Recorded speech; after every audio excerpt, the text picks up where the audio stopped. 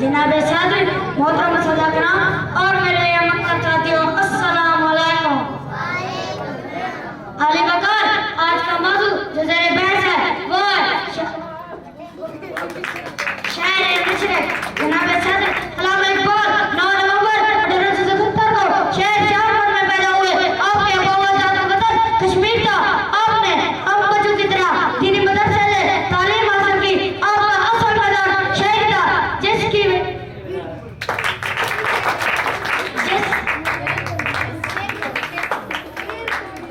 बस शेर पढ़ो, आखिरी शेर पढ़ लो। खोलाक जमीन देख, फलक देख, फिजा देख। खोलाक जमीन देख, फलक देख, फिजा देख। मशरक से उभरते हुए सूरज को